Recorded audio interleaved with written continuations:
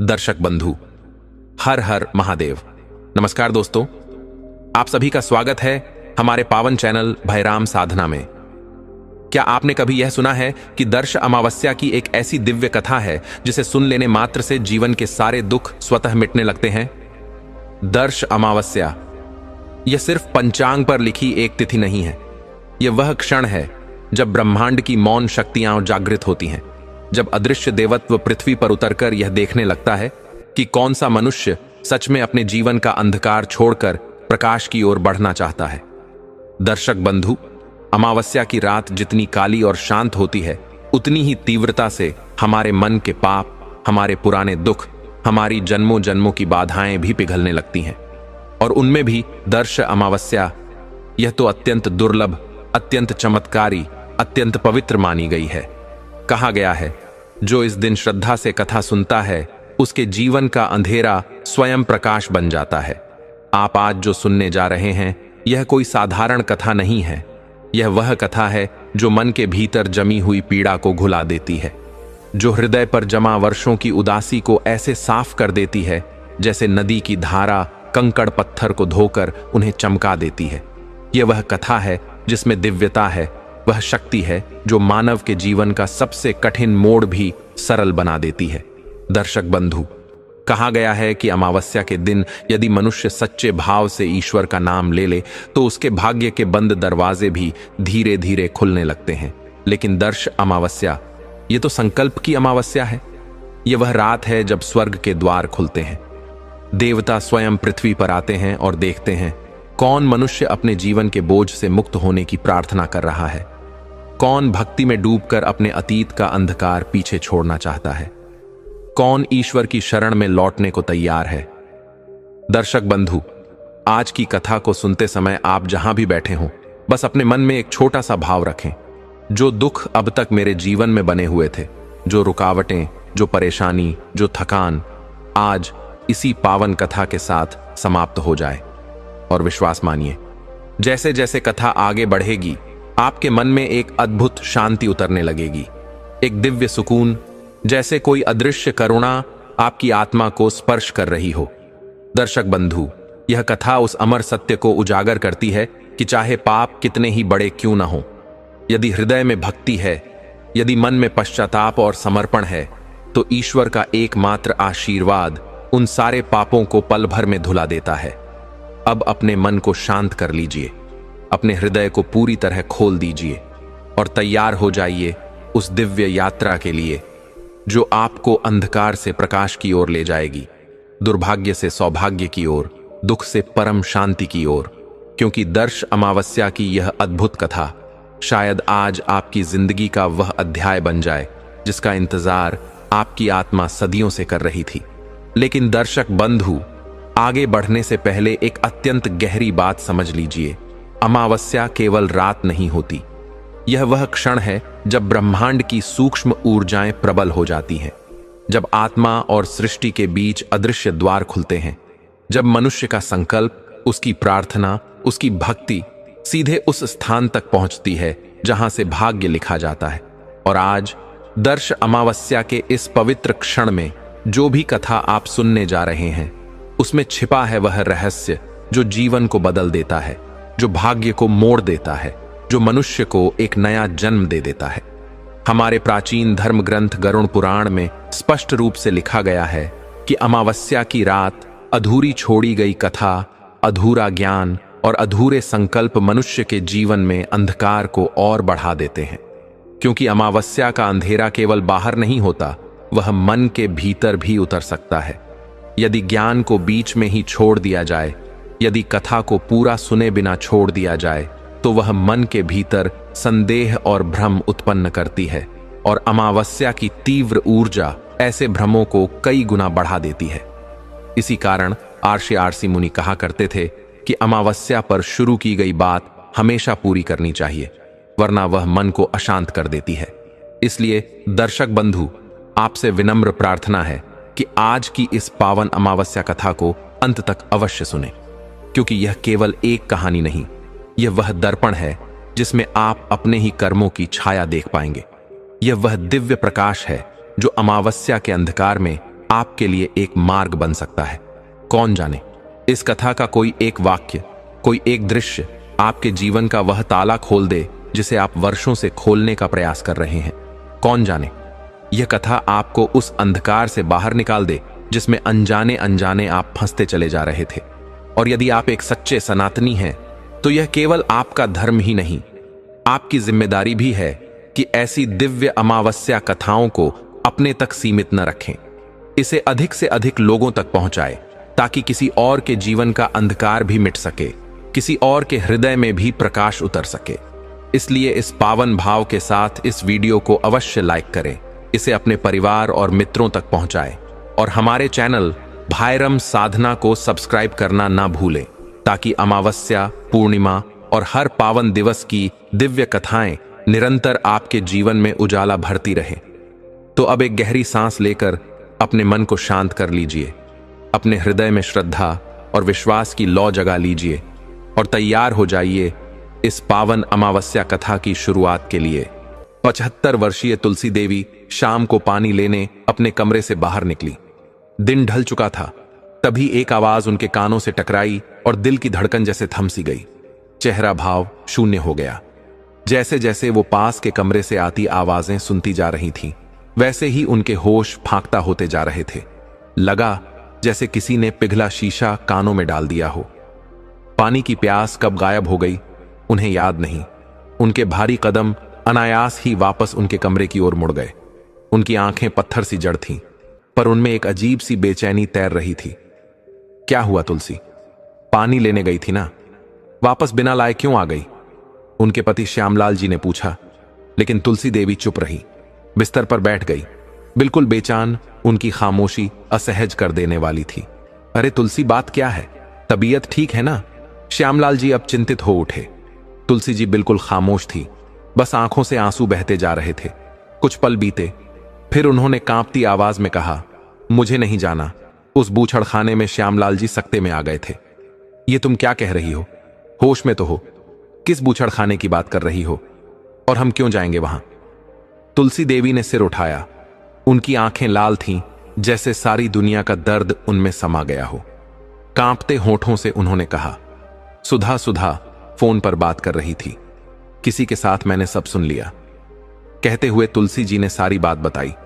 दरअसल पास वाला कमरा तुलसी जी और श्यामलाल जी के बड़े बेटे बहू सुधा और विकास का था। विकास उस समय घर पर नहीं था और सुधा अपनी सहेली रीना से बातें कर रही थी। उसकी आवाज हल्की थी, पर घर में सन्नाटा होने के कारण बाहर तक सुनाई दे रही थी। यार रीना, तुझसे क्या छिपाऊं, दिन भर खपचाती हूं।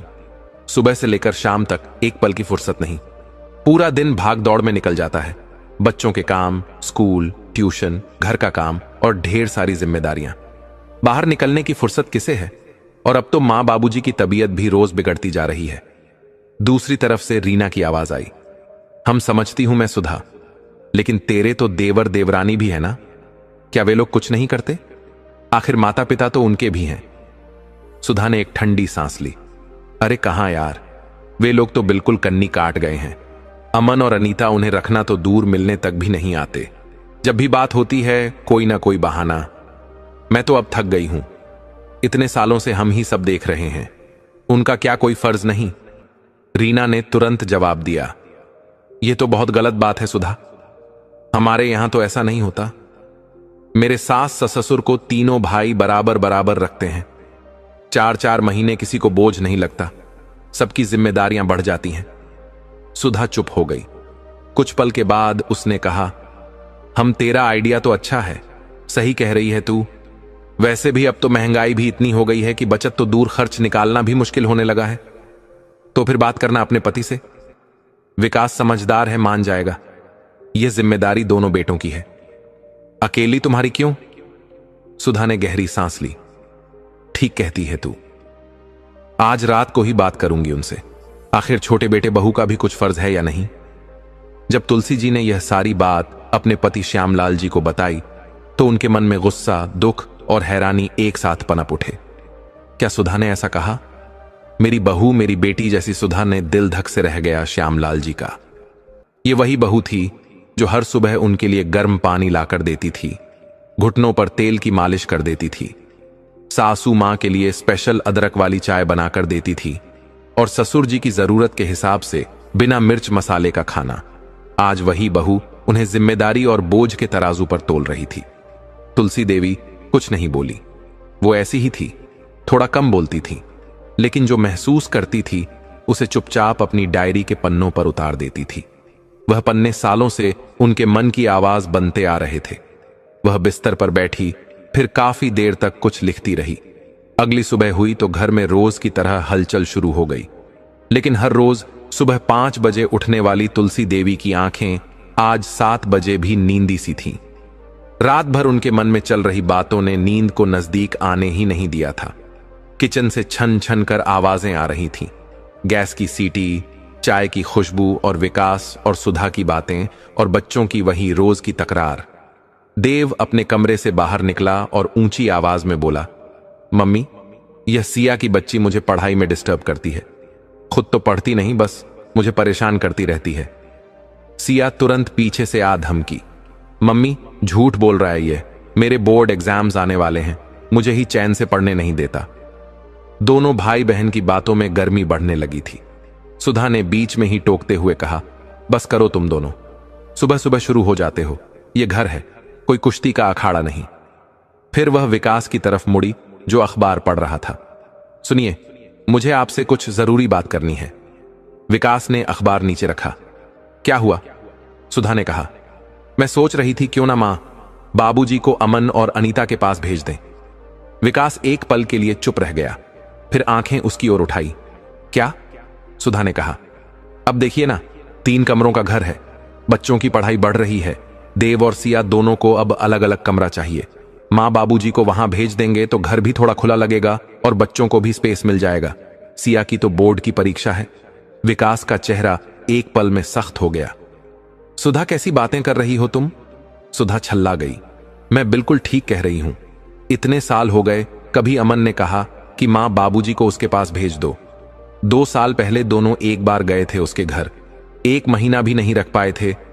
वह लोग 1 महीने से पहले ही वापस भेज दिया था इन्हें। विकास अब उठ खड़ा हुआ। उसकी आवाज में थोड़ा गुस्सा था। मेरी बात कान खोलकर सुन लो सुधा, मैं मां बाबूजी को कहीं नहीं भेजने वाला। तुम नाश्ता बनाओ, मैं नहा कर आता हूं। सुधा कुछ पल खड़ी रही, जैसे उम्मीद अभी बाकी हो, लेकिन वह नहाने चला गया था। उसके जाते ही सुधा ने थाली जोर से सिंक में पटक डाली। बच्चों की बहस अब थम चुकी थी। कुछ देर बाद देव अपने कॉलेज के लिए निकल गया और सिया स्कूल की वैन में चढ़ गई। सुधा चुपचाप रसोई में नाश्ते की प्लेट रख रही थी। विकास ने नाश्ता किया, लेकिन दोनों के बीच एक अजीब सी चुप्पी पसरी रही। विकास ने सुधा से सुबह की बहस का कोई जिक्र नहीं किया, पर सुधा का चेहरा साफ बता रहा था कि बात वहीं अटकी हुई है और वह अब कोई समझौता नहीं करने वाली। उसका मन उखड़ा हुआ था। विकास आखिर मेरी बात समझते क्यों नहीं? क्यों हर बार वही बात दोहराते हैं? मन ही मन वो बड़बड़ाती जा रही थी। देवर का अच्छा खासा बिजनेस है, खुद की गाड़ी, बड़ा घर, नौकर भी है, फिर भी मां बाबूजी सिर्फ हमारे ही सिर क्यों? वह सोचती रही, अगर वह रख लें तो हमें भी थोड़ी राहत मिल जाए। लेकिन नहीं, विकास को तो आदर्श बेटे का सर्टिफिकेट चाहिए ना। रात हुई, घर में सामान्य चहल पहल लौट आई थी। विकास ऑफिस से लौटा तो सुधा ने ठंडे स्वर में कहा, मुझे 10,000 रुपये चाहिए। विकास चौंका, इतने पैसे किस लिए? मेरी चचेरी बहन सीमा की शादी है, अगले महीने भूल गए क्या? बच्चों के लिए कपड़े लाने हैं, खुद के लिए भी कुछ लेना है, घर वालों की नजरों में भी तो कुछ इज्जत रखनी है ना, सुधा ने कहा। लेकिन विकास परेशान हो गया। सुधा, तुम भी तो जानती हो महीने के आखिरी दिन चल रहे हैं, अभी एक निकालना भी मुश्किल है। मां की दवाइयां परसों लाया था और बाबूजी को 1-2 दिन में हड्डियों के डॉक्टर के पास ले जाना है। अभी तो ये सब देख लें, फिर शादी के खर्चों की बात करेंगे। सुधा का चेहरा तमतमा उठा। बस यही सुनना बाकी था। तुम्हें तो मां बाबूजी के सिवा कुछ दिखता ही नहीं। हम तो जैसे तुम्हारे लिए कुछ है ही नहीं। कितनी बार कहा, अगर उन्हें अमन के पास भेज दोगे तो सारी परेशानी हल हो जाएगी। उनके पास पैसे की कमी थोड़ी है, थोड़ा सा खर्च कर देंगे तो क्या बिगड़ जाएगा? हमारे तो अपने खर्चे भी नहीं निकलते। सिया की फीस, देव की पढ़ाई, आगे तो ये सब और बढ़ेगा। एक काम करो ना, अगर नौकरी से गुजारा नहीं होता तो कोई बिजनेस शुरू कर लो। बिजनेस चलाने आसान नहीं है सुधा, जितने पैसे आ रहे हैं उनसे भी हाथ धो बैठेंगे, और क्या पता एक आध महीनों में प्रमोशन मिल जाए, फिर सारी तकलीफें दूर हो जाएंगी। हाँ, मिल गया तुम्हें प्रमोशन और हो गई हमारी तकलीफें दूर। पिछले 3 सालों से यही सब सुनती आ रही हूं। तभी सिया कमरे में आई। पापा, कल मुझे कंप्यूटर कोर्स की फीस जमा करवानी है, पहले ही 1 महीना लेट हो गया, प्लीज अब तो करवा दो। विकास ने सिर पकड़ लिया। अरे सिया, कहां से लाऊं इतने पैसे? घर के खर्चे में ही सब निकल जाता है, मां बाबूजी की दवाइयां, डॉक्टर, अब तुम्हारी फीस भी। मैं तो एक ही आदमी हूं, इतना संभालूं? सिया का चेहरा उतर गया। सुधा का गुस्सा अब उफान पर था। हां, बस यही करो, मां बाबूजी का रोना रोते रहो। हम तो जैसे तुम्हारे कुछ लगते ही नहीं। अगर उन्हें अमन के पास भेज दो तो आधा बोझ खुद ब खुद हल्का हो जाएगा। विकास ने गुस्से में देखा। सुधा, यह कोई तरीका है बात करने का? तो क्या करूं? सुधा बोली। हर बार एक ही कहानी, मां के लिए दवा, बाबूजी के लिए डॉक्टर, और हमारी जरूरतें, बच्चों की पढ़ाई। मेरी भी तो कोई जिंदगी है विकास, क्या मैं सिर्फ सेवा के लिए बनी हूं? विकास चुप हो गया। उसकी आंखों में एक अजीब सी बेचैनी थी। सुधा की बातें उसके मन में चुभ रही थीं। सच तो है, वो मन ही मन सोचने लगा, मैं भी कितना खींचूं, घर का खर्चा मेरे ही कंधों पर तो है। अमन तो जैसे सब भूल ही गया है। क्या वो इतना बेपरवाह हो गया है कि अपने मां बाप भी नहीं दिखते? उसका दिल भारी हो चला। अगली सुबह का उजाला घर में फैल चुका था, लेकिन विकास के मन में अब भी रात की उलझनें बरकरार थीं। कुछ सोचकर विकास ने जेब से फोन निकाला और अमन का नंबर डायल किया। फोन की घंटी बजी, 1 बार 2 बार, और फिर अमन की आवाज आई। हां भैया, सब ठीक। विकास ने जबरन हल्की मुस्कान चेहरे पर ओढ़ी। सब ठीक है अमन, तुम बताओ कैसे चल रहा है कामकाज? बस भैया वही भाग दौड़, आजकल थोड़ा और बिजी हूं, एक प्रोजेक्ट हाथ में है। अच्छा। विकास कुछ पल चुप रहा और फिर बात को मोड़ा। अमन दरअसल मां बाबूजी की बात करनी थी। सुधा पास में खड़ी थी, चाय का प्याला थामे, हर शब्द को ध्यान से सुन रही थी, लेकिन फोन के दूसरी तरफ चुप्पी छा गई थी। फिर विकास ने स्वर को सामान्य रखते हुए कहा, मां कई बार तुम्हारा नाम लेती रहती हैं, बाबूजी भी कहते रहते हैं कि अमन की आवाज सुने। कितने दिन हो गए, और देखो ना, सुधा के मायके में शादी भी है, हमें जाना पड़ेगा। ऐसे में अगर तुम उन्हें अपने पास रख लो तो उन्हें भी अच्छा लगेगा। तुम्हारा घर भी बड़ा है, खुला है, तो थोड़ा बदलाव भी हो जाएगा उनके लिए। अमन ने बात सुनी पर जवाब थोड़ा सोच कर दिया। भैया देखो, मैं तो बिल्कुल मना नहीं कर रहा, लेकिन बात यह है कि हमारा नौकर राजू गांव गया हुआ है। अकेले अनीता से तो देखभाल नहीं हो पाएगी। मां बाबूजी की दवा, खाना पीना सब कुछ टाइम पर चाहिए होता है। विकास ने कुछ कहना चाहा, लेकिन अमन ने बात पूरी की। बस 3-4 दिन की बात है भैया। राजू जब गांव से वापस आ जाएगा तब आप मां बाबूजी को हमारे घर लेकर आ जाना। मैं उन्हें लेने नहीं आ पाऊंगा भैया, बिजनेस में इतना टाइम ही नहीं मिल रहा। तो ठीक है, मुझे बता देना, मैं छोड़ जाऊंगा मां बाबूजी को। हां भैया, वही ठीक रहेगा, फिर मैं निकलता हूं। एक क्लाइंट का कॉल है और फोन कट गया। फोन कटते ही सुधा कमरे में आई। चेहरे पर एक संतुष्टि थी, जैसे कोई इंतजार खत्म हुआ हो। क्या कहा अमन ने? उसने पूछा। अभी नौकर नहीं है उनके पास, 3-4 दिन में आ जाएगा तो मैं उन्हें छोड़ आऊंगा, विकास ने जवाब दिया। सुधा के चेहरे पर एक मुस्कान तैर गई।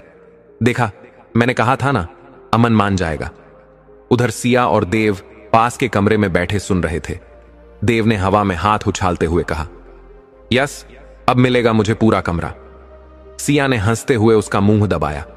चुप कर पागल, कोई सुन लेगा। फिर रुककर सिया ने दीवार पर टिके अपने टाइम टेबल की तरफ देखा और मुस्कुराते हुए बोली, अब तो मैं अच्छे से पढ़ पाऊंगी। दादू दादी के जाने के बाद शांति से पूरा ध्यान लगा पाऊंगी पढ़ाई में, और जब तक वह वापस आएंगे तब तक मेरे बोर्ड एग्जाम्स भी समाप्त हो चुके होंगे। देव बेफिक्री से हंसा, और अब ना कोई टीवी कम आवाज में देखने की पाबंदी, ना कोई जल्दी सोने का झंझट। दोनों बच्चे हंसते बतियाते कमरे से बाहर निकले। तभी एकाएक उनकी मां सुधा की आवाज उनके कानों से टकराई। वो विकास से बात कर रही थी। जब तुम मां बाबूजी को अमन के घर छोड़कर आओगे तो दोबारा उन्हें वापस लाने का नाम मत लेना। इतने साल हमने उनकी जिम्मेदारी उठाई है और अब बारी उनकी है। अमन और अनीता को ही उन्हें रखने देना। सिया और देव ठिठक गए। दोनों ने एक दूसरे की ओर देखा, जैसे कोई बिजली का झटका लगा हो। हमेशा के लिए दादू दादी हमेशा के लिए वहां रहेंगे, देव ने फुसफुसाते हुए कहा।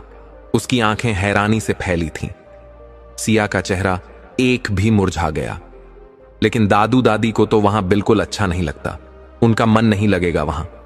मुझे याद है, पिछली बार वह जब गए थे तो मुझसे कहा था कि दिल घबरा जाता है वहां, सब कुछ अजनबी लगता है।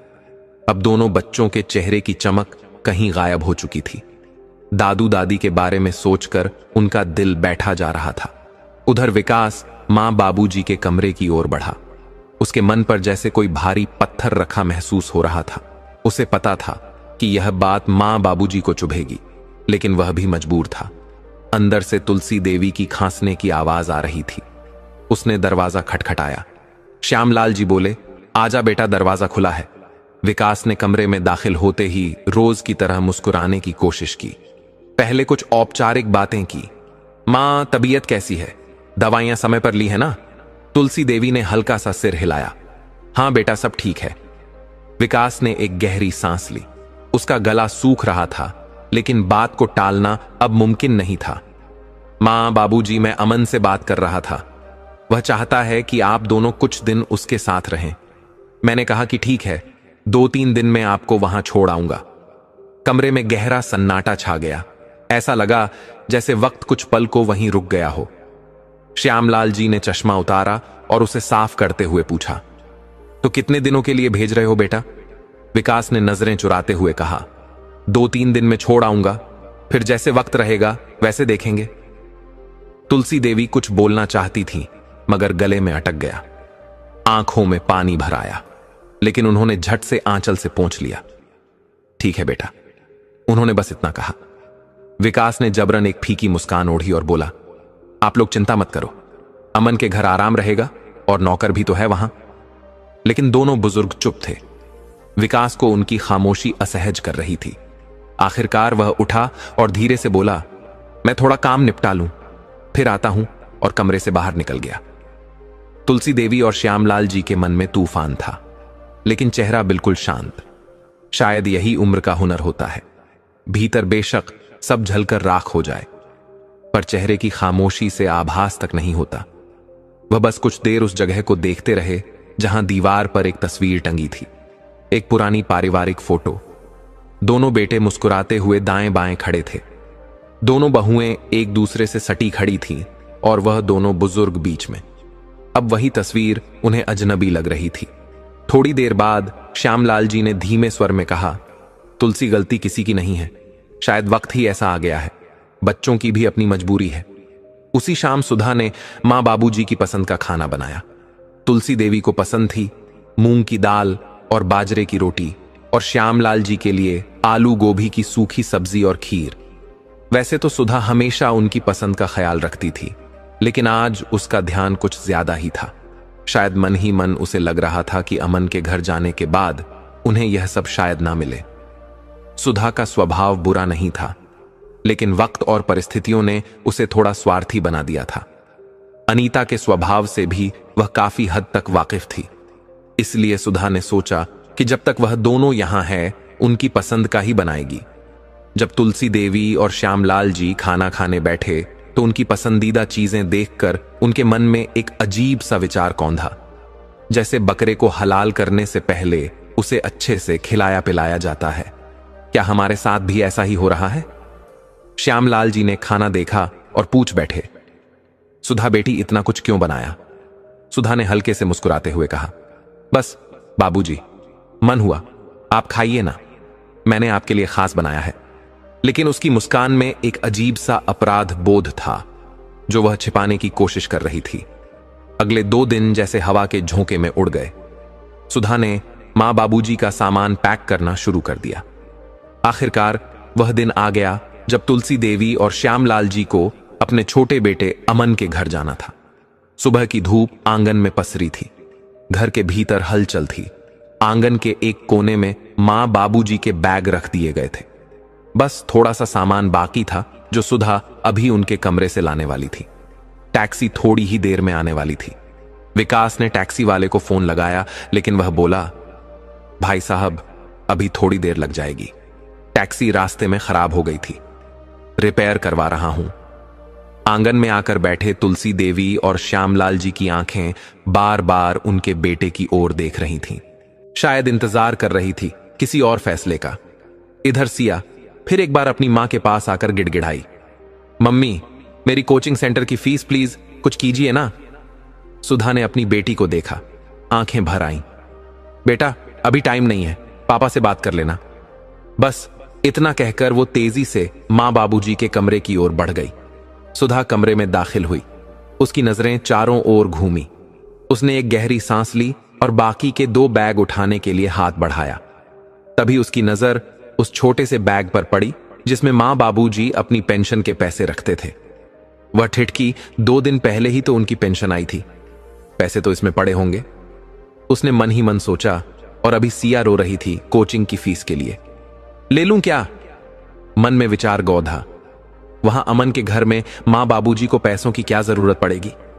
उसने चारों ओर देखा, कोई नहीं था। माथा पसीने से दर्द था। हे भगवान माफ कर देना, मुझे मालूम है यह पाप है, लेकिन आप तो सब जानते हो बच्चों की पढ़ाई का सवाल है। उसकी उंगलियां कांप रही थीं, लेकिन उसने बैग की जिप खोली। तभी बैग से कुछ फिसला और जमीन पर गिर पड़ा। तुलसी देवी की डायरी थी। वह अपने आप बीच में से खुल गई और एक पन्ना सुधा की आंखों के सामने था। उसकी नजर उस पर ठहर गई। उस पन्ने पर लिखा था, मेरे जीवन के वो मुश्किल पल। पढ़ते ही सुधा के चेहरे पर सवाल तैरने लगे। ये क्या है? वो बुदबुदाई। उसने डायरी को उठाया, पलटा, देखा। लिखावट मांझी की ही थी, पर यह डायरी तो उसने कभी देखी ही नहीं थी। उनकी असली डायरी तो भूरे रंग की थी, वही जिसे वह अक्सर सिरहाने रखती थी, जिसमें वह कभी भजन लिखा करती थी तो कभी जो जी में आए वो। तो ये दूसरी है, ये तो मैंने कभी देखी ही नहीं। सुधा का मन डायरी को बंद करने को कह रहा था।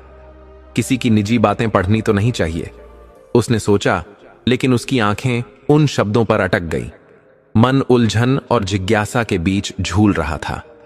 मांझी के जीवन में ऐसे कौन से अनुभव हैं जिनका जिक्र इसमें किया गया है? उसने सोचा। उसका गला सूखने लगा था। कमरे में सन्नाटा था। सिर्फ आंगन से सिया और देव की धीमी धीमी बातें सुनाई दे रही थीं। उसने धीरे से पन्ना पलटा और जैसे ही उसकी नजर अगले शब्दों पर पड़ी, उसका दिल धक से रह गया। तारीख थी 2 साल पहले की। आज हमें अपने छोटे बेटे अमन के घर आए 1 हफ्ता हो चला है। शुरू में सब कितना सुंदर था। अनीता ने हमारा पूरा ख्याल रखा। हमारी सेहत के हिसाब से सब कुछ वही बनवाती। अमन भी बच्चों को लेकर रोज कमरे में आता, हंसता बतियाता, हमारी पसंद नापसंद के बारे में अनीता को बताता। नौकर राजू को सख्त हिदायत थी कि मां बाबूजी की हर जरूरत पूरी हो। राजू इतना फुर्तीला था, हम कुछ कहते और वह दौड़कर काम कर देता। टेलीविजन पर मेरी कथा या प्रवचन का समय होता तो फट से चला देता। इतना अच्छा लगता था वहां, एक सुकून सा उतर आया था दिल में। लेकिन यह सब बस 1 हफ्ते तक ही रहा। अब सब बदल गया। अमन का आना पहले कम हुआ, फिर बंद हो गया। बुलाते तो खींच कर जवाब देता, कुछ जरूरी काम है मां, कुछ कहना हो तो अनीता को बता दो। लेकिन अनीता भी अब हमसे सरोकार नहीं रखती थी। 3 वक्त का खाना हमारे पास पहुंच जाता। कभी वह खुद लाती तो कभी राजू के हाथ भिजवाती। लेकिन उसकी आंखों में अब वह गर्मजोशी गायब थी जो पहले थी। हमें जो कमरा दिया गया था वह मेहमानों वाला था, घर से थोड़ा कटा हुआ। हाँ, हम अनचाहे मेहमान ही बन गए थे वहां। अब हम किसी जरूरत के लिए आवाज लगाते तो राजू भी सुनकर अनसुना कर देता। उसका भी क्या कसूर? वो तो देख रहा था जब मालिक मालकिन ही मां बाप की फिक्र नहीं करते, उल्टे उनकी आवाज सुनकर भी चिढ़ते हैं, तो उसे क्या जरूरत थी हमारा ख्याल रखने की। पढ़ते पढ़ते सुधा का मन अपराध बोध व आगे पढ़ने लगी। तभी बाहर से आवाज आई, सुधा, मां बाबूजी की दवा का समय हो गया है, पानी लाना तो जी अभी लाई। सुधा ने जवाब दिया और दौड़कर पानी ले आई। जब सुधा पानी लेकर उनके पास गई तो उसने ध्यान से अपने सास ससुर की ओर देखा। दोनों के चेहरों की झुर्रियां आज कुछ ज्यादा ही गहरा गई थीं। उनके भावहीन चेहरों के भीतर छुपे भाव शायद वह आज पढ़ पा रही थी। फिर विकास ने कहा, सुधा, सब सामान ले आई ना? तुम तो सुधा बोली नहीं। वो बस 1-2 बैग पड़े हैं, मैं अभी लेकर आती हूं, कहकर वह वापस अंदर आई। लेकिन डायरी में आगे क्या लिखा है? जानने की जिज्ञासा ने उसे फिर से डायरी उठाने पर मजबूर कर दिया। आगे लिखा था, यूं तो बहू मुझे रसोई में जाने नहीं देती थी, लेकिन पानी मांगने पर भी कोई पानी देने नहीं आता था तो मैं ही रसोई में जाकर पानी ले आती थी। फलों और मिठाइयों से फ्रिज भरा पड़ा रहता था, लेकिन मजाल है कि बहू हम तक कुछ पहुंचने दे।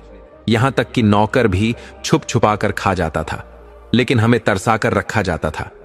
हां, शाम को नौकर आकर दूध का गिलास जरूर देकर जाता था, लेकिन उस दूध में भी आधे से ज्यादा पानी मिला होता था। देखकर ही दूध पीने की इच्छा खत्म हो जाती। एक मेरी बहू सुधा, जो सौंफ इलायची डालकर इतना स्वादिष्ट दूध लेकर आती थी हमारे लिए, और कहां यह पतला पानी जैसा दूध भूख ना भी होती थी तो सुधा बहू जबरदस्ती रोटी देकर जाती। खाना खाएंगे तभी तो दवा खा पाएंगे। उसकी प्यार भरी बातें सुनकर ही भूख लगने लगती थी। खाना खाने के बाद फल काट कर देना कभी भूली थी क्या वो? और यहां फ्रिज में पड़े भले ही सड़ जाए, बाहर का नौकर खा जाए, लेकिन मजाल है घर बैठे सास ससुर के मुंह लगने दे। छोटी बहू एक दिन दवाइयां खत्म हो गई थी। मैंने अनीता को कई बार आवाज दी, मेरी दवा मंगवा दो, लेकिन वो नहीं आई। आखिरकार मैंने पोते को बुलाया। बेटा, मम्मी घर पर नहीं है क्या? मैंने पूछा। मासूम बच्चे ने जो जवाब दिया, मेरे दिल में खंजर की तरह उतर गया। दादी मम्मी कहती हैं कि आप और दादू सारा दिन उनका सिर खपा देते हैं। वह अभी अपने कमरे में है, लेकिन कह रही हैं कि आपकी बातें सुन सुनकर थक गई हैं। मासूमियत से उसने सब बता दिया। फिर बोला, आप क्यों इतना तंग करते हो मेरे मम्मी पापा को? सुनकर जैसे मेरा कलेजा कई टुकड़ों में बट गया। हैरान रह गए हम दोनों और फटी आंखों से एक दूसरे को देखते ही रह गए। उस छोटे से बच्चे को भी इतना कुछ सिखा दिया उन लोगों ने। पोता तो अपनी बात कहकर निकल गया। इधर विकास के पिताजी मुझसे बोले, वो तो बच्चा है तुलसी, अपनी मां से जो सुनेगा तोते की तरह बोल देगा। और वैसे भी हमारा अपना बेटा ही जब हमारी सेवा को बोझ समझे, हमसे पीछा छुड़ाने का सोचे, हमसे दूर भागे तो फिर उसकी पत्नी को क्या परवाह होगी हमारी। अब मैंने भी मन ही मन ठान लिया कि अब और नहीं। विकास का फोन अक्सर आता रहता था हालचाल पूछने के लिए, लेकिन मैंने उसे कभी नहीं बताया था कि हम यहां कितनी परेशानी में हैं। मन नहीं चाहता था कि उसे परेशान करें, पर अब मेरा सब्र टूट चुका था। मैंने सोच लिया अगली बार विकास का फोन आएगा तो मैं उससे कहूंगी कि हमें यहां से ले जाए। लेकिन अगले दिन कुछ ऐसा हुआ जिसे देखकर यकीन करना मुश्किल हो गया। सुबह सुबह अनीता खुद हमारे कमरे में आई। उसके हाथ में दूध का गिलास था। लीजिए बाबूजी, उसने कहा, दूध पी लीजिए। मैंने गिलास की ओर देखा और मेरी आंखें हैरानी से फैल गईं। दूध पर मलाई थी, गाढ़ा, साफ, बिना पानी मिला हुआ। इतने दिन बाद ऐसा दूध देखकर मुझे अपनी आंखों पर यकीन नहीं हुआ। अनीता गिलास रखकर चली गई। मैं और विकास के बाबूजी चुप थे। तभी बाहर पोतों की आवाज आई। वे दोनों खेल रहे थे। खेलते खेलते बड़े ने छोटे से कहा, अरे आज मम्मी ने राजू काका को खूब डांटा। क्यों डांटा? छोटे ने हैरानी से पूछा। अरे वो रसोई का दरवाजा खुला छोड़ गए थे, बिल्ली अंदर घुस आई थी। सच्ची? छोटे ने आंखें फैलाकर कहा। हां, बड़ा हंसते हुए बोला। अच्छा हुआ, वरना हमें वो दूध पीना पड़ता। बिल्ली ने तो सारा दूध झूठा कर दिया। अरे फिर तो मजा आ गया। छोटा चहक उठा। दोनों एक दूसरे को ताली मारने लगे और उनकी हंसी कमरे तक गूंज रही थी। मुझे समझते देर ना लगी कि आज यह मेहरबानी क्यों। वह दूध जो बिल्ली ने झूठा कर दिया था, वह हमें परोसा गया था। मेरे मन में घृणा और दुख का तूफान उठा। यह इज्जत थी हमारी कि हमें जानवरों का झूठा दूध दे दिया जाए। उसी समय मैंने अनीता को आवाज दी। विकास के बाबूजी मुझे मना कर रहे थे, तुलसी रहने दे, बस 2-4 दिन की बात है। विकास का फोन आएगा और हम यहां से चले जाएंगे। क्या जरूरत है अब कुछ कहने की? लेकिन मेरे लिए यह बर्दाश्त की हद से बाहर था। मेरा मन चीख रहा था। यह सिर्फ दूध की बात नहीं थी, यह उस तिरस्कार की बात थी जो हम हर पल झेल रहे थे। मैंने फिर से आवाज दी, अनीता, अनीता बहू। वो अपने कमरे में जाकर बैठी ही थी कि मेरी आवाज सुनकर वो तमतमाती हुई बाहर निकली। क्या है? उसकी आवाज में खींच थी, जैसे मैंने कोई गुनाह कर दिया हो। क्यों सारा दिन मेरे नाम की माला जपते रहते हैं आप? आपको कोई काम नहीं है, लेकिन मुझे तो है। मैं हैरान थी। एक तो चोरी, ऊपर से सीना जोरी। उसका लहजा मेरे दिल को और चुभ गया, लेकिन मैंने गुस्से को पी लिया। सीधे सीधे कोई इल्जाम लगाने की बजाय मैंने शांति से कहा, बेटी, आज हमारा दूध पीने का मन नहीं है। ये दूध का गिलास तुम बच्चों को दे दो। मेरी बात सुनकर अनीता का चेहरा एक पल को सख्त हो गया।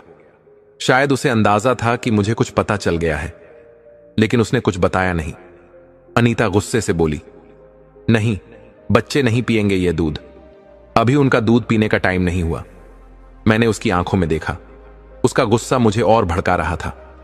अरे तो क्या हुआ, बढ़ता शरीर है, दूध तो फायदा ही देगा। और फिर मैंने बाहर खेल रहे पोतों को आवाज दी, अरे बेटा इधर आओ। दोनों बच्चे दौड़ते हुए कमरे में आए। उनकी आंखें उत्साह से चमक रही थीं। मैंने बड़े पोते की ओर गिलास बढ़ाया। ये लो बेटा, दूध पी लो।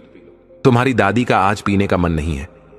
मेरी बात अभी पूरी भी नहीं हुई थी कि अनीता ने अंगारे जैसी आंखों से मेरी ओर देखा। मैंने कहा था ना, बच्चे नहीं पिएंगे वो। उसकी आवाज में अब खींच के साथ साथ एक अजीब सा डर था। मैंने उसकी आंखों में झांका और धीरे से कहा, क्यों? क्योंकि यह बिल्ली का झूठा दूध है, इसलिए ना? अनीता सकपका गई। उसके चेहरे से जैसे रंग उड़ गया। नहीं नहीं, तो उसने हकलाते हुए कहा, लेकिन उसकी आंखें उसके झूठ को बयां कर रही थीं। तो फिर पीने दो बच्चों को यह दूध, मैंने शांत लेकिन दृढ़ स्वर में कहा। मेरी बात सुनकर अनीता का चेहरा लाल हो गया। वो एकदम से मेरी ओर बढ़ी और पूरी ताकत के साथ मेरे हाथ से गिलास छीन लिया। अगले ही पल उसने गिलास जमीन पर दे मारा। कमरे में दूध बिखर गया और कांच के टुकड़े फर्श पर फैल गए। बच्चे डर के मारे पीछे हट गए, लेकिन अनीता यहीं नहीं रुकी। उसने मुझे जो खरी खोटी सुनाई वह मेरे दिल को चीर गई। आपको शर्म नहीं आती? सारा दिन बस यही ड्रामे करती रहती हैं, हमें चैन से जीने नहीं देती। मेरे घर में मुझ पर ही रोब जमाती हैं, मेरा अपमान करती हैं। अब देखो मैं क्या करती हूं। मैं स्तब्ध थी। उसका हर शब्द मेरे मन को छलनी कर रहा था। वो पैर पटकती हुई कमरे से बाहर निकल गई। उसका चेहरा आग की लपटों की तरह धधक रहा था। बच्चे अब भी वहीं चुपचाप खड़े थे। उन्हें कुछ समझ नहीं आ रहा था, लेकिन अचानक उठे तूफान की आहट से वो डरे हुए थे। विकास के बाबूजी अपनी भीगी आंखें छुपा रहे थे। कमरे में जाकर अनीता ने शायद अमन को फोन कर दिया। कुछ ही देर में वो घर पहुंच गया। उसकी भारी आवाज गलियारे में गूंजी, क्या हो गया अब? हम दोनों कमरे में चुप बैठे थे। अमन अपने कमरे में गया और काफी देर तक अनीता और वह बात करते रहे। उनकी आवाजें दीवारों से टकराकर मध्यम गूंज बन रही थीं। मैं कुछ सुन नहीं पाई, लेकिन मेरा मन जानता था कि अनीता अपनी बात को तोड़ मरोड़ कर पेश कर रही होगी। फिर भी मुझे यकीन था कि जब मैं अमन को सच बताऊंगी तो वह हमें ही सही ठहराएगा। आखिर हम उसके मां बाप हैं। हमारा इतना तिरस्कार वह कैसे बर्दाश्त करेगा? कुछ देर बाद अमन दरवाजा खटखटाए बिना भीतर चला आया। पीछे पीछे अनीता भी थी, चेहरे पर वैसे ही रूखी नाराजगी। मैंने देखा और कहा, बेटा तुझे पता है आज अनीता ने हमारे साथ क्या किया? वह दूध। लेकिन मेरी बात अब भी पूरी नहीं हो पाई थी। अमन बीच में ही आग की तरह फट पड़ा। सब पता है मुझे। उसने क्या कहा, क्या किया, और आप क्या करती रहती हैं सारा दिन? थोड़ी तो शर्म होनी चाहिए मां। आस पड़ोस में हमारी इज्जत है। लोग क्या कहेंगे जब आपको चीखते चिल्लाते सुनेंगे? ये झगड़ा सुन लेंगे तो हमारी रेपुटेशन का क्या होगा? उसने जो कहा वो शब्द नहीं थे, छुर्रियां थीं। उसके शब्द मेरे कानों में गूंजे और फिर जैसे सब कुछ ठहर गया। मेरा दिमाग सुन हो गया। यह वही बेटा था जिसके लिए मैंने रात रात जागकर दुआएं मांगी थी, जिसकी उच्च शिक्षा के लिए हमने अपनी जमीन तक बेच दी थी, अपनी हर खुशी कुर्बान कर दी थी, केवल इसलिए कि वह सेटल हो जाए।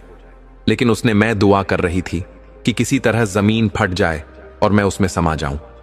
जब अपनी ही औलाद अपनी ना रही तो और किसी को कैसे दोष दे सकती थी? मुझे याद नहीं उसने क्या क्या कहा, क्या क्या सुनाया। उसकी आवाज मेरे कानों में गूंजती रही, लेकिन शब्द धुंधले हो गए। मेरी सांसें उखड़ने लगी और आंखों के सामने अंधेरा छाने लगा। जाने कब तक मैं बुत बनी बैठी रही। जब होश संभाला तो विकास के बाबूजी मुझे सहारा दे रहे थे। उनकी आंखें नम थीं, लेकिन वह चुप थे। शायद वह भी मेरी तरह टूट चुके थे। अगली सुबह सब कुछ पहले जैसा शांत था। ऐसा प्रतीत हो रहा था जैसे कोई तूफान आकर गुजरा हो। विकास के बाबूजी ने अमन को आवाज दी और कहा, बेटा हमें वापस वहीं छोड़ दो। विकास के पास हमारे अपने घर हमारा मन वहीं लगता है। अमन ने एक हल्का सा ठीक है कहा, जैसे किसी जिम्मेदारी से छुटकारा मिला हो। पीछे से अनीता भी सुन रही थी। उसके चेहरे पर राहत छा गई, जैसे किसी भारी बोझ से मुक्ति मिल गई हो। वो पहली और आखिरी बार था जब हम उस घर में गए थे, और सच कहूं उसके बाद कभी इच्छा नहीं हुई वहां वापस जाने की, और दुआ है भगवान भी दोबारा वहां जाने की नौबत ना लाए। विकास और सुधा को हमने इस बारे में कुछ नहीं बताया। अगर उन्हें पता चलता कि उनके छोटे भाई ने हमारे साथ क्या किया तो उन्हें कितना दुख होता। हमने अपने दुख को मन में दफन कर लिया।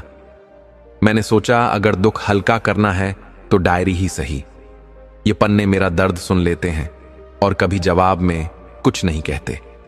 सुधा की उंगलियां कांप रही थीं। डायरी का वह पन्ना जो अब तक उसने पढ़ा था पूरी तरह भीग चुका था उसके आंसुओं से। स्याही कुछ जगहों पर फैली हुई थी। उसने गहरी सांस ली और अगले पन्ने पलटने लगी। 3 दिन पहले की तारीख थी। आज मैंने अपनी बहू सुधा के मुंह से कुछ ऐसा सुना जिसे सुनकर मेरी आत्मा तक कांप गई। वह हमें यहां से भेजने की बात कर रही थी। मैं जानती हूं यह उसका गुस्सा नहीं था, यह उसकी मजबूरी थी जो शब्दों की शक्ल लेकर बाहर निकल आई। लेकिन उस एक पल ने मुझे भीतर से तोड़ दिया। आज विकास ने भी बातों बातों में कह दिया, मां अब आप लोग अमन के पास चले जाइए, और मैं समझ गई कि फैसला हो चुका है। मैं नहीं जानती कि हम वहां अनीता और अमन की बेरुखी को, अनीता की तीखी बातों को और उस उपेक्षा को कैसे सहन करेंगे, लेकिन जो भगवान को मंजूर विकास और सुधा की भी अपनी मजबूरियां हैं। मेरा विकास कितना प्यारा बच्चा है। अपनी हर परेशानी को वो खुद अपने कंधों पर ले लेता है, लेकिन किसी और को तकलीफ नहीं होने देता। और मेरी सुधा ऐसी बहू तो नसीब वालों को मिलती है। ना जाने कौन से पुण्य किए थे पिछले जन्म में जो सुधा हमारी बहू बनकर आई। जानती हूं उसकी जिंदगी आसान नहीं है। बच्चों की पढ़ाई, घर का खर्चा, हमारी दवाइयां, डॉक्टर की फीस का खर्च और पूरा घर, वह सब अकेले संभालती है। कभी कभी सारी परेशानियों से उसका मन भारी हो जाता है, लेकिन वह फिर भी हमें प्यार देती है। मैं बस दुआ करती हूं कि मेरे विकास और सुधा, मेरी सिया, मेरा देव सब हंसते रहे हमेशा के लिए। अगर हमारे जाने से उनका बोझ हल्का होगा तो हम चले जाएंगे। बस इतना चाहती हूं कि भगवान मेरे बच्चों को हमेशा खुश रखे, उन्हें सारी परेशानियों से उबार दे। एक मां का आशीर्वाद है। सुधा की सांसें जैसे रुक गई थीं। उसका गला भरा हुआ था। वह कुर्सी पर बैठ गई, हाथों से चेहरा ढक लिया।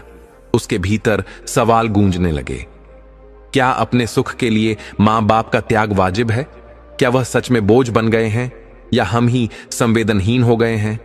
हां, उनके इलाज का खर्चा भारी था। हां, कभी कभी बच्चों के लिए बहुत कुछ चाहकर भी नहीं कर पाती थी, लेकिन उनकी सेवा करके जो आशीर्वाद मिलता था, उस आशीर्वाद से जो सुकून मेरे दिल को मिलता था, क्या उस सुकून का कोई मूल्य हो सकता है? इधर बाहर आंगन में खड़े देव और सिया चुप थे। न मुस्कान थी, न शरारत। सिर्फ एक गहरी निगाह थी जो दादा दादी के उस चेहरे को पढ़ रही थी, जिसमें लाचारी, थकान और मौन की तकलीफ उतर आई थी। टैक्सी बाहर खड़ी थी। सामान रखा जा चुका था। विकास बाहर निकलकर आया था। सुधा को आवाज दी, सुधा आ जाओ, टैक्सी आ गई है। तुलसी जी और श्यामलाल जी ने खड़े होकर बेचैन नजर से अपने घर की ओर निहारा, जहां उन्होंने पूरी जिंदगी बिताई थी। तभी कमरे से बाहर आई सुधा, भीगे चेहरे के साथ। कुछ पल दरवाजे पर ही खड़ी रही, फिर आवाज दी, मां तो तुलसी देवी रुआसी आवाज में बोली, आजा बेटी, तेरा इंतजार कर रही थी। कहते हुए उन्होंने अपना हाथ आशीर्वाद देने के लिए आगे बढ़ाया, लेकिन सुधा दौड़ी दौड़ी आई और भरी आंखें लिए अपनी सासू मां को अपनी बाहों में भी लिया। फूट फूट कर रो पड़ी वो। मन के भीतर की गांठ खुल चुकी थी। जो कुछ महीनों से दिल में गुस्से और बोझ के नाम पर जमा हो रहा था, वो अब आंसुओं के साथ बह रहा था। आप लोग कहीं नहीं जाएंगे, यहीं रहेंगे हमारे पास। ये सुनकर सब लोग हक्के बक्के रह गए। वे सुधा को जार रोते हुए देख हैरान थे। विकास ने चौंक कर पूछा, सुधा तुम रो क्यों रही हो? आखिर हो क्या गया? और अब टैक्सी भी आ गई है। तो सुधा अपने सास ससुर का हाथ थामते हुए हिचकियां लेते हुए बोली, मैंने कहा ना, मैं इन्हें कहीं नहीं जाने दूंगी। पैसों की तंगी है तो मैं घर पर सिलाई का काम शुरू कर दूंगी, लेकिन इनका साथ नहीं छोड़ूंगी। आप लोग अंदर चलिए, देवसिया, सारा सामान वापस लेकर अंदर आओ। ये बातें सुनकर जहां विकास का मन प्रसन्न हो गया तो दोनों बच्चे भी खुशी से चहक उठे। फिर दादा दादी की ओर दौड़े और लिपट गए। इधर तुलसी देवी और श्यामलाल जी की आंखों से भी सावन के बादल बरस रहे थे। किसी को समझ नहीं आ रहा था कि सुधा के हृदय परिवर्तन का कारण क्या था, लेकिन इतना जरूर समझ पा रहे थे कि कुछ ना कुछ तो जरूर हुआ है। विकास कुछ कहने ही वाला था कि उसका फोन बजा। वो चुपचाप उठा। फोन सुनते ही उसकी सांसें अटक गईं। सुधा और बाकी सब उसकी ओर देखने लगे। क्या हुआ पापा, आप ठीक तो है ना? विकास कुछ पल चुप रहा, फिर बैठ गया। मेरा प्रमोशन हो गया है। उसने फटी फटी आंखों से सुधा की ओर देखा। अगले महीने से मेरी सैलरी डबल हो जाएगी, सिया चिल्लाई। सच में पापा, आपका प्रमोशन? देव कूद पड़ा। अब दादू का ऑपरेशन भी हो जाएगा, दादी की दवा भी और हमारी कोचिंग क्लास की फीस भी। दोनों बच्चे खुशी से नाचने लगे। कांपते हाथों से सुधा ने सास ससुर के पांव छुए। मां, बाबूजी, ये सब आपके आशीर्वाद का ही तो फल है। आप ही तो हमारी ताकत है। आपके बिना यह घर घर कहां रह जाता। श्यामलाल जी ने कांपती हथेलियों से बहू का सिर सहलाया और तुलसी देवी ने उसे अपनी बाहों में भर लिया। सुधा, विकास, बच्चे सब एक साथ लिपट गए। सारी शिकायतें, सारे दुख, सारे बोझ उस एक आलिंगन में कहीं पीछे छूट गए। तो दोस्तों, आपको क्या लगता है, सुधा ने अंत में जो किया, क्या वह सही था? अपनी राय कमेंट बॉक्स में जरूर लिखें। दर्शक बंधु, दर्श अमावस्या की इस पावन कथा में सिर्फ घटनाएं नहीं हैं, बल्कि 3 ऐसी गहरी सीखें छिपी हैं जो किसी भी मनुष्य के जीवन को अंधकार से उठाकर सीधा प्रकाश में खड़ा कर देती हैं। ये सीखें साधारण लग सकती हैं, पर जब इन्हें हृदय से स्वीकार कर लिया जाए तो पाप भी धुल जाते हैं, दर्द भी फीका पड़ जाता है और किस्मत सच में चमक उठती है। पहली सीख मन के भीतर की उसी गहराई से उभरती है जहां मनुष्य अपने सबसे भारी दुखों को छुपाकर भी किसी के लिए बुरा नहीं चाहता। भूल जाने की पीड़ा, अपनों द्वारा की गई उपेक्षा और तिरस्कार के कटु शब्द, ये सब किसी को कठोर बना सकते थे, पर तुलसी देवी और श्यामलाल जी को उन्होंने और विनम्र और सहनशील और करुणा से भरा बना दिया। दोनों जानते थे कि घर के हालात कठिन हैं, लोग समझ नहीं पा रहे हैं, परिस्थितियां उन्हें गलत दिशा में धकेल रही हैं। फिर भी उन्होंने किसी से शिकायत नहीं की, किसी पर दोष नहीं लगाया, किसी के लिए कटु भाव नहीं रखा। उनकी चुप्पी कोई कमजोरी नहीं थी, वह एक साधना थी। उनकी मौन प्रतीक्षा कोई मजबूरी नहीं थी, वह हृदय का एक ऐसा विश्वास था जिसमें यह भरोसा था कि जिस दिन ईश्वर चाहेगा उसी दिन सब कुछ बदल जाएगा। अमावस्या की रात बाहरी अंधकार से भरी होती है, पर वह भीतर छिपे प्रकाश की सबसे बड़ी परीक्षा भी होती है। यही कारण है कि जो लोग अपने दुखों को भीतर संभाल कर भी करुणा में टिके रहते हैं, जो किसी के लिए कोई बुरा भाव नहीं रखते, उनके पास ईश्वर का आशीर्वाद धीरे धीरे लौट कर आता है। करुणा से भरा हृदय कभी व्यर्थ नहीं जाता। ऐसा हृदय ईश्वर को बहुत प्रिय होता है, क्योंकि जिसने दुख में भी किसी के लिए शुभकामना रखी हो, उसे आशीर्वाद देने के लिए ऊपर वाले को कोई बहाना नहीं चाहिए। तुलसी देवी और श्यामलाल जी ने अपनी पीड़ा को बद्दुआ नहीं बनने दिया, दुआ बनने दिया। यही कारण है कि अंत में उनके जीवन में वही लौ लौट आई जिसे सब बुझी हुई समझ रहे थे। भीतर की करुणा एक अद्भुत शक्ति है जो समय आने पर दुखों को भस्म कर देती है और इंसान के जीवन में प्रकाश की वह पहली किरण लेकर आती है जो भाग्य को भी बदल देती है। दूसरी सीख परिवार के भीतर उठने वाले उसी मौन तूफान से जन्म लेती है जिसे बाहर कोई नहीं देख पाता, पर भीतर सब कुछ हिला देता है।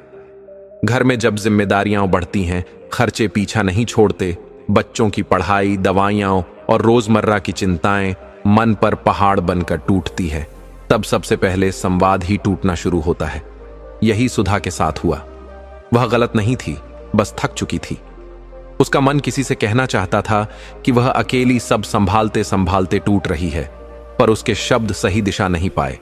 जो दर्द उसे भीतर काट रहा था, वही दर्द उसकी बातों को कठोर बना रहा था। वह अपने पति को खोना नहीं चाहती थी, परिवार टूटे यह भी नहीं चाहती थी, पर जीवन की चुनौतियों ने उसके भीतर ऐसी थकान भर दी थी कि वह अपनी बात सही तरह से कह ही नहीं पाई। उसने जिम्मेदारी को बोझ समझना शुरू कर दिया और बोझ को हल्का करने के लिए गलत रास्तों की ओर देखने लगी। और वहीं से घर में अंधेरा घुसना शुरू हुआ। क्योंकि जब संवाद खत्म हो जाए तो गलत फहमियां बढ़ जाती हैं, मन की गांठें कस जाती हैं और रिश्तों में दूरियां पनपने लगती हैं। लेकिन यही दूसरी सीख है, रिश्ता कभी शब्दों से नहीं टूटता, चुप्पी से टूटता है। जब मन की आवाज दबा दी जाती है, जब दिल की पीड़ा कहे बिना अंदर ही अंदर सड़ने लगती है, तब एक छोटा सा तनाव भी पहाड़ बन जाता है। और फिर एक दिन सत्य सामने आता है। जैसे सुधा के हाथ में तुलसी देवी की डायरी आ गई। उन पन्नों में छिपे दर्द ने उसके भीतर के सारे भ्रमों को भेद दिया। वह समझ गई कि जिसे वह बोझ समझ रही थी वही उसके घर का आशीर्वाद था। जिसे वह समस्या मान रही थी वही उसके बच्चों की सुख शांति का आधार था। जब इंसान का दिल सच से टकराता है तो सारे गलत निष्कर्ष अपने आप धधक कर राख हो जाते हैं। आंसू बहते हैं, अहम गिरता है और संवाद की एक नई सुबह जन्म लेती है। उसी क्षण सुधा के दिल का अंधकार पिघल गया। उसे एहसास हुआ कि घर का उजाला पैसे से नहीं आता, समझ से आता है। और समझ हमेशा उसी घर में जन्म लेती है जहां कोई एक सदस्य अपनी गलती स्वीकार करने की हिम्मत कर लेता है, जहां कोई एक दिल इतना बड़ा हो जाता है कि रोकर भी कह देता है, मैं गलत थी, मुझे माफ कर दीजिए, आप कहीं नहीं जाएंगे। यही दूसरी सीख है। जहां परिवार में संवाद जीवित हो वहां अंधकार कभी टिक नहीं सकता। जहां दिल खुल जाए वहां घर अपने आप रोशन हो जाता है। तीसरी और सबसे गहरी सीख तुलसी देवी की डायरी के उन भीगे हुए पन्नों से जन्म लेती है, जहां दर्द भी था और उसी दर्द के भीतर छिपी एक शांत साधना भी। यह डायरी सिर्फ शब्दों का संग्रह नहीं थी, यह एक मां का मौन तप था। उन पलकों के पीछे जमा हुआ सारा दुख, सारी उपेक्षा, सारी पीड़ा। लेकिन आश्चर्य की बात यह है कि उन पन्नों में कहीं भी कटुता नहीं थी। जो भी लिखा था वह दुआ बनकर लिखा था। तुलसी देवी ने अपने जीवन के सबसे कठिन दिनों को भी बद्दुआ बनने नहीं दिया। उन्होंने अपने तिरस्कार को क्रोध में नहीं बदला। उन्होंने अपनी पीड़ा को किसी पर दोष देने में नहीं बदला। उन्होंने उसे दुआ में बदला, अपने बच्चों के लिए, अपने घर के लिए, अपने परिवार के लिए। और यही वह दुर्लभ बात है जिस पर ईश्वर सबसे अधिक प्रसन्न होते हैं। जब कोई मनुष्य दुख में भी किसी के लिए भलाई चाहता है तो ईश्वर उसकी एक एक सांस को सुनते हैं, क्योंकि ऐसी प्रार्थनाएं सीधे प्रभु के हृदय तक पहुंचती हैं। उनमें कोई लोभ नहीं होता, कोई सौदा नहीं होता, बस शुद्ध प्रेम होता है। इसीलिए जैसे ही वह डायरी सुधा के हाथ में आई, घर में एक अदृश्य परिवर्तन शुरू हो गया। उन पन्नों में छुपे सच्चे दुहक ने सुधा के मन के पर्दे को फाड़ दिया। उसके भीतर वर्षों से जमा शिकायतें पिघल गईं, अभिमान गिर गया और उसका हृदय करुणा से भर उठा। उसी क्षण भगवान ने भी अपना संकेत दे दिया। जिस घर में माता पिता का सम्मान लौटा, जिस घर में दुआओं की ताकत को पहचाना गया, उसी घर पर ईश्वर की कृपा भी उतर आई। विकास का अचानक हुआ प्रमोशन कोई संयोग नहीं था। वह वही क्षण था जब ईश्वर ने बता दिया कि बुजुर्गों का आशीर्वाद पैसा नहीं बनाता, पर पैसा देने वाले रास्ते खोल देता है। वह स्वास्थ्य नहीं देता, लेकिन स्वास्थ्य की चिंता मिटा देता है। वह चमत्कार नहीं करता, लेकिन चमत्कार होने का अवसर बना देता है। यही तीसरी सीख है। जब किसी वृद्ध के मन से निकली हुई सच्ची दुआ आपको छूती है तो किस्मत सचमुच बदल जाती है। बुजुर्गों के आशीर्वाद शब्द नहीं होते, वह अदृश्य कवच होते हैं। ऐसे कवच जो हर संकट से पहले आपके आगे खड़े हो जाते हैं और हर तीर को खुद पर ले लेते हैं। और जब वे खुश होते हैं तो जो प्रार्थना उनके दिल से निकलती है उसे ईश्वर कभी ठुकराते नहीं। दर्श अमावस्या हमें यही सिखाती है कि जीवन में 3 चीजें कभी न छोड़ें। दुख में भी करुणा, घर में संवाद और माता पिता का सम्मान। इन 3 दीपकों से अंधेरा कितना भी घना क्यों ना हो, टूट कर बिखर जाता है। और जब ये तीनों दीप मन में जल उठते हैं तब सच में पाप धुल जाते हैं, किस्मत चमक उठती है और अमावस्या का गहरा अंधकार एक नई सुनहरी प्रभात में बदल जाता है। दर्शक बंधु, यह कथा अभी यहीं पर समाप्त नहीं होती। अभी हम दर्श अमावस्या की उस दिव्य कथा को सुनेंगे जिसे सुन लेने मात्र से जीवन के सारे पाप और दुख स्वयं मिट जाते हैं। अमावस्या की रात, एक ऐसी रात जिसे लोग अंधकार का प्रतीक कहते हैं, एक ऐसी रात जब आसमान का चंद्रमा भी अपना प्रकाश छिपा लेता है। लेकिन दर्शक बंधु, हमारे धर्मशास्त्रों में कहा गया है कि अमावस्या का यह अंधकार केवल बाहर नहीं होता, मनुष्य के भीतर भी कई जन्मों का जमा हुआ अंधकार इसी रात सबसे अधिक सक्रिय होता है। और इसी रात यदि कोई मनुष्य सच्चे मन से माता पिता, पूर्वजों और भगवान का स्मरण कर ले तो उसके जीवन के सारे दुख, सारे पाप और सारी बाधाएं स्वयं समाप्त होने लगती हैं। आज की यह कथा भी एक ऐसी ही पवित्र अमावस्या रात से जुड़ी है। एक ऐसी कथा जिसे सुनते ही कितने ही लोगों के जीवन बदल गए। घरों में शांति आई, कलह समाप्त हुई और रुका हुआ भाग्य भी प्रकट हो गया। इसलिए अंत तक जुड़े रहिए, क्योंकि यह सिर्फ कहानी नहीं बल्कि एक दिव्य सत्य है। बहुत समय पहले उत्तरी भारत के एक शांत और साधारण से गांव में यह घटना घटी। गांव का नाम बदलते बदलते लोग उसे बस अग्निपुर कहने लगे थे। गांव के बीचों बीच एक विशाल वटवृक्ष था और पास ही बहती थी एक पवित्र धारा, जिसे लोग देवताओं का आशीर्वाद मानकर पूजते थे। हर अमावस्या की रात इस गांव में कोई न कोई चमत्कार होता था। कभी किसी की खोई वस्तु मिल जाती, कभी रोग स्वतः दूर हो जाते और कभी किसी गरीब के घर अचानक अन्न का भरा घड़ा प्रकट हो जाता। उसी गांव में एक गरीब लेकिन अत्यंत धर्मात्मा परिवार रहता था। घर छोटा था, साधन कम थे, पर हृदय में भक्ति अपार थी। परिवार का मुखिया था शरणदास, सरल, दयालु और सच्चा। उसकी पत्नी सावित्री सात्विक और शांत स्वभाव की थी। उनका 10 वर्ष का पुत्र शुभम और 7 वर्ष की बेटी कनिन्यास सारा संसार थे। प्रेम, भक्ति और संतोष ही उनके जीवन की पूंजी थी। शरणदास प्रतिदिन प्रभु का स्मरण करके खेत जाता, मेहनत करता और शाम को परिवार के साथ बैठकर भजन गाता। लेकिन एक समय ऐसा आया जब अचानक उनके जीवन में कठिनाइयां बढ़ने लगीं। खेत की फसल सूख गई, पशु बीमार पड़ गए, छोटी बेटी का स्वास्थ्य कमजोर होने लगा, गांव में चोरी बढ़ी और कुछ लोगों ने बिना कारण शरणदास के परिवार को ही दोषी ठहरा दिया। शरणदास का मन टूटा। वह रोज भगवान से कहता, हे प्रभु, मैंने किसी का बुरा नहीं किया, फिर यह कष्ट क्यों? धीरे धीरे निराशा उसके हृदय में भरने लगी। लेकिन उसकी पत्नी सावित्री हमेशा कहती, अमावस्या की पावन रात आने वाली है। कहते हैं उस रात यदि कोई व्यक्ति पूर्वजों और भगवान को सच्चे मन से याद कर ले तो सारे कष्ट दूर हो जाते हैं। और फिर अमावस्या की रात आ गई। पूरा गांव शांत था। हर घर में दीपक जगमगा रहे थे। लोग नदी किनारे पिंडदान कर रहे थे।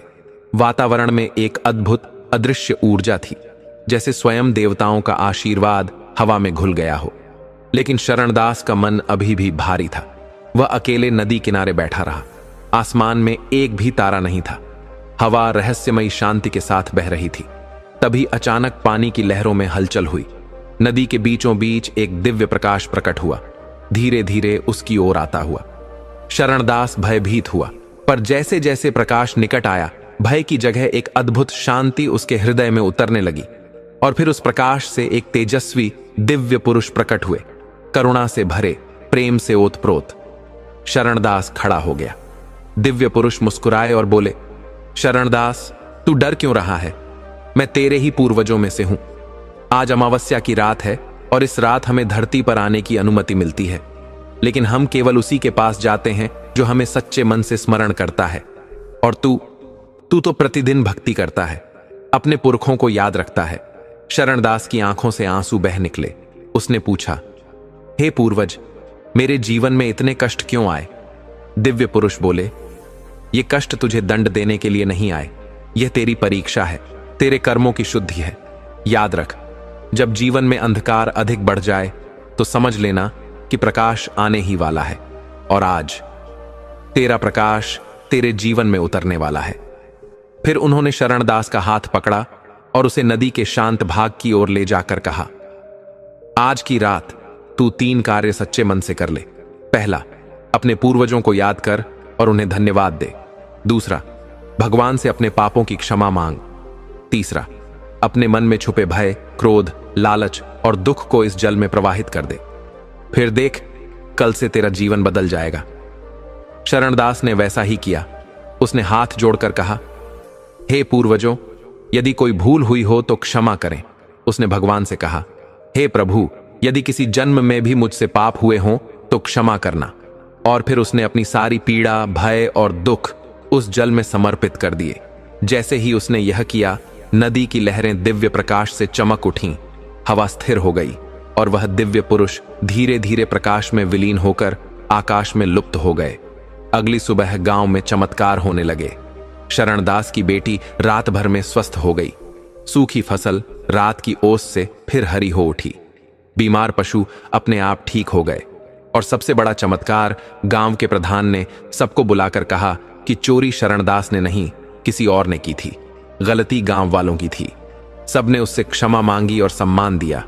उस दिन से शरणदास के जीवन में कभी दुख नहीं आया। लोग कहते थे अमावस्या की रात उसे नया जन्म दे गई थी। दर्शक बंधु, धर्मशास्त्र भी यही कहते हैं। अमावस्या की रात यदि मनुष्य अपने पूर्वजों और भगवान का सच्चे मन से स्मरण कर ले तो उसके जीवन के सारे दुख स्वयं मिटने लगते हैं। और यदि आपने यह कथा अंत तक सुनी है तो यह आपका सौभाग्य है। भगवान और आपके पूर्वजों की कृपा सदैव आप पर बनी रहे। हर हर महादेव।